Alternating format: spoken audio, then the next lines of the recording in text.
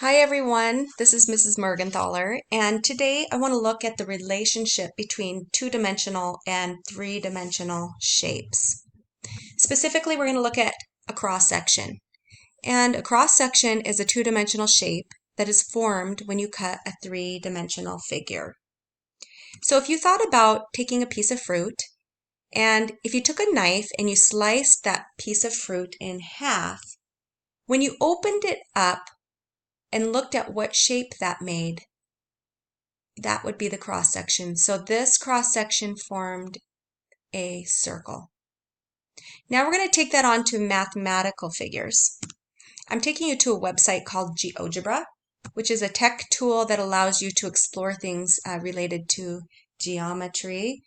And I'm going to use this today to look at some 3D figures, and we're going to practice slicing them in half and visualizing what cross section is made when we slice those 3D figures. We're going to start with a rectangular prism. And reason we call this a rectangular prism is because the bases are rectangle and they are parallel to each other, both sides. So this base and this base are rectangular and they're parallel to each other. So we call that a rectangular prism.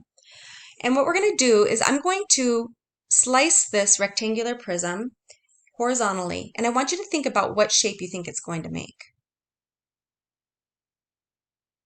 Okay, so I sliced it, and if I were to open it up, it would be a rectangle. All right, so now what if I wanted to take the rectangular prism and slice it vertically? What shape do you think it's going to make? Think about it. You ready to check? The cross-section of a rectangular prism sliced vertically is also a rectangle. All right, let's take that on to a triangular prism. And we'll do some exploring here. This is called the triangular prism because the bases are triangle and they are parallel to each other. So the bases are triangle. Now, I want to take this triangular prism and slice it horizontally. What do you think the cross-section shape is going to be?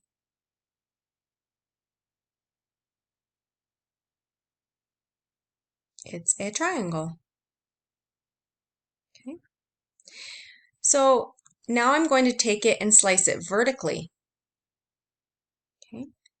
So what cross-section shape do you think this triangular prism is going to make when sliced vertically? It's a triangle, or I mean a rectangle. So this triangular prism sliced vertically forms a rectangle.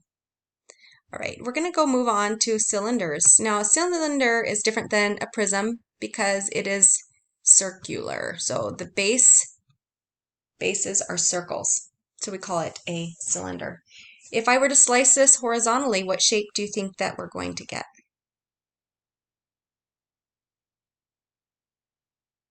A circle, two-dimensional circle. Now, I want to take this cylinder and slice it vertically. What shape do you think it's going to make?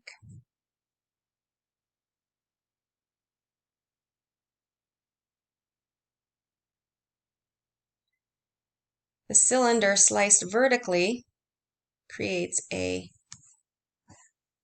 rectangle or square. All right, let's go move on to a rectangular pyramid.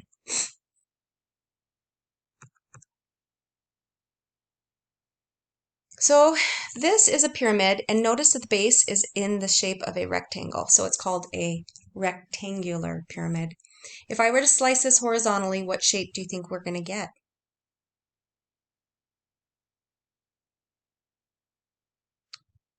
It forms a rectangle. Now I want to slice the rectangular pyramid vertically. I'm going to take this, get it right in the center. What cross-section shape do you think, or two-dimensional shape, this is going to make? It's a triangle.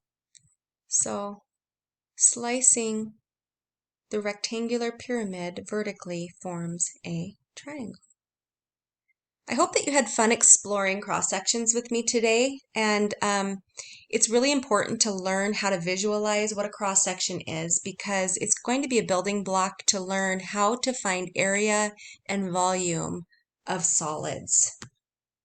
So hopefully you can use GeoGebra in the future to help assist you in becoming masters at this.